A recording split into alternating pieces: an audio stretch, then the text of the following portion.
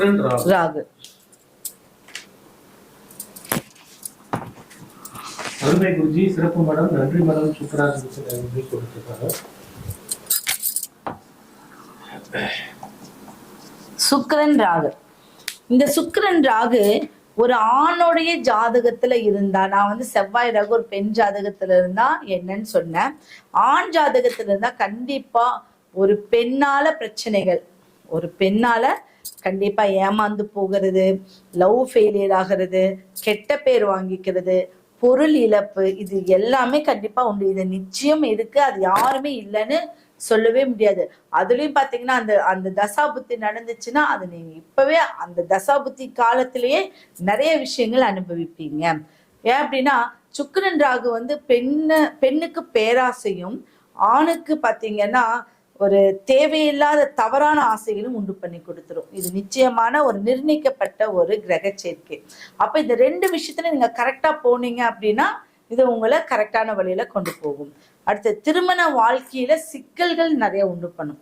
திருமணம் நடக்கிறதுக்கு முன்னாடியும் சரி, திருமணம் நடந்ததுக்கு அப்புறம் நிறைய சிக்கல்களை வந்து உண்டு பண்ணக்கூடிய ஒரு கிரக சேர்க்கை அப்படின்னு பாத்தீங்கன்னா சுக்கிரன் ராகு. அதிக செலவு, அதான் சொல்லணும், ஆடம்பர பேராசை, அடுத்தது தேவையில்லாத தவறான ஆசை. இந்த ரெண்டுமே இப்போ ஒரு ரூபாய் கொடுத்தா நம்மளுக்கு லட்ச ரூபாய் கொடுப்பாங்க அப்படின்னு பேராசை, அடுத்தது வந்து பெரிய லெவல்ல வந்து ஏமாந்து இன்வெஸ்ட்மெண்ட் பண்றது, நிறைய வட்டிக்கு விடுறது, இந்த மாதிரிலாம் நிறைய விஷயங்கள் இந்த சுக்கிரன் ராகு செயற்கை நம்மளே மாட்டி விட்டுடும். சரிங்களா? அப்ப இதுல இருந்து எப்படி விடுபடணும்? இது யாராவது நோட் பண்ணி சொல்லுங்க, இருக்கா இல்லையா அப்படின்னு சொல்லுங்க. சரியா? அப்போ இந்த சுக்கிரன் ராகுவோடைய அமைப்பு நம்ம ஜாதகத்துல இருந்தால், அது எந்த பாவமாக இருந்தாலும் இந்த பிரச்சனை தான் கண்டிப்பா அனுபவிப்போம். அதுக்கு வெள்ளிக்கிழமையில மகாலட்சுமி பூஜை, ஒரு மகாலட்சுமி சிலை வாங்கிக்கோங்க. அதே மாதிரி ஒரு வாரத்துல ஒரு நாள் வெள்ளிக்கிழமை பால் ஊற்றி அபிஷேகம் பண்ணுங்க, பன்னீர் ஊற்றி அபிஷேகம் பண்ணுங்க, அப்புறம் தண்ணி ஊற்றி அபிஷேகம் பண்ணிட்டு ஒரு தீபாராதனை காமிச்சு ஒரு பூ போட்டு எடுத்து வைக்கும் போது அந்த பூஜை பண்ற பலன் உங்களுக்கு கிடைச்சிடும். கோயில்ல பண்ற பலன் வந்து அந்த குட்டி விக்கிரகத்துக்கு பண்றதே உங்களுக்கு கிடைச்சிடும். அப்ப அந்த பேராசைக்கு போக மாட்டீங்க, நீங்க நஷ்டம் ஆக மாட்டீங்க, தேவையில்லாத தகாத ஒரு ஆசைகள் நம்ம வச்சுக்க மாட்டோம், தவறான ஆசைகளை நம்ம மூவ் பண்ண மாட்டோம். ஏன்னா நம்ம ஆன்மீக வழியில கொண்டு வந்துட்டோம் அப்படின்னா அதை நம்மளே ஜெயிக்காது, அந்த கிரக சேர்க்கை நம்மளே ஜெயிக்காது. சரிங்களா? அடுத்தது வெள்ளி தீபம். வெள்ளியில ஆன ஒரு விளக்குல தீபம் போடுங்க.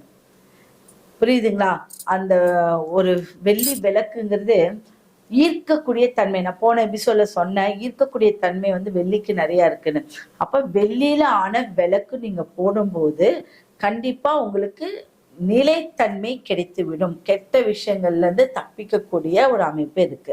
இதுக்கு நீங்க ஸ்ரீரங்கம் ரங்கநாதர் பெருமாள் கோயிலுக்கு போகணும்.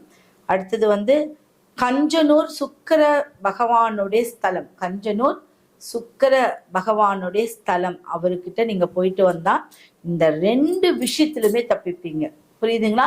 இது கூட வேற எந்த கிரக சேர்க்கை வந்தாலும், இப்ப இது கூட வந்து சனி நிக்குது, எது இருந்தாலும் இந்த பாவம் உங்களை பாதிச்சுட்டு தான் இருக்கும். அதனால வந்து இந்த கிரக சேர்க்கைக்கு நான் சொல்லக்கூடிய இந்த பரிகாரத்தை நீங்க பண்ணிட்டு வந்தீங்க அப்படின்னா இந்த சுக்கிரன் ராகு கிரக சேர்க்கை உங்களுக்கு பிரச்சனைகளை கொடுக்காது.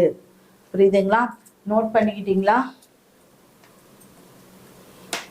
அடுத்தது குரு ராகு.